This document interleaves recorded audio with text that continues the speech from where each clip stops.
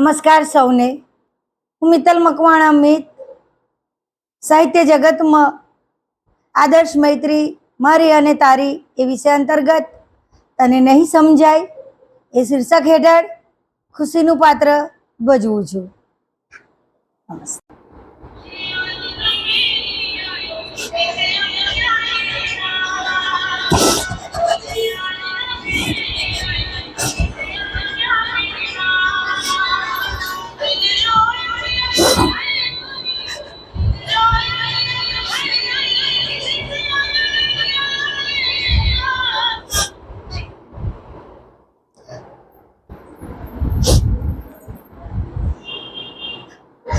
આદિ,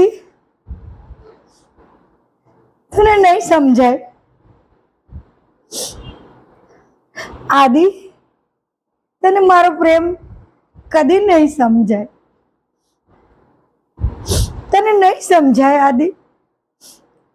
આપણે બાળપણથી સાથે મોટા થયા, એક જ સોસાયટીમાં રહ્યા, એક જ શાળામાં, એક જ બેન્ચ પર, એક જ વર્ગમાં સાથે રહીને ભણ્યા. તું મારો મિત્ર ને હું તારી મિત્ર. તારા સિવાય બીજા મિત્રો પણ મારે ક્યાં હતા? તારી સાથે રમવું, ફૂટબોલ રમવી, સાયકલ ચલાવવી, બાઇક ચલાવવું એ જ મારી રમતો હતી. છોકરીઓ જેવી ઢીંગલા ઢીંગલીની રમત હું ક્યાં રમી હતી?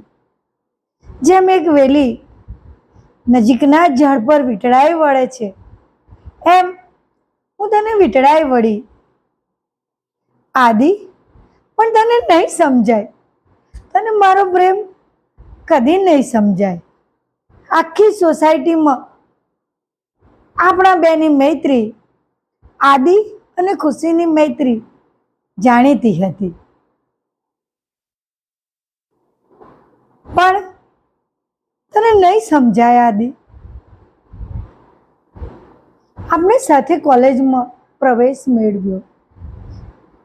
જ્યારે તું કોલેજની એ છોકરીઓની પાછળ ફરતો હતો ને, ત્યારે ખબર નહીં કેમ મને બહુ ગુસ્સો આવી જતો હતો. એમને આમ મારવાનું મને મન થતું. આદિ, એ છોકરીઓની જેમ નખ રંગવા, લિપસ્ટિક લગાવવી, ચાંદલો કરવો, કાજલ કરવી એ બધું ક્યાં મને આવડે છે? બસ હું તો તારી પાછળ ગયેલી.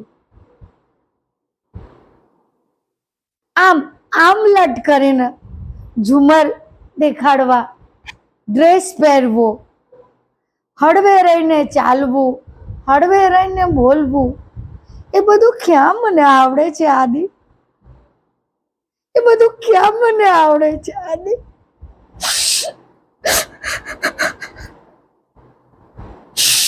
પણ તને નહીં સમજાય આદિ. પણ તને નહીં સમજાય. હવે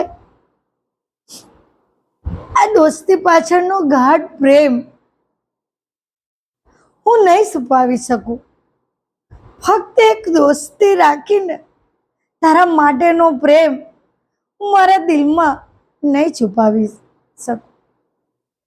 આદિ, એટલે હું જઉં છું.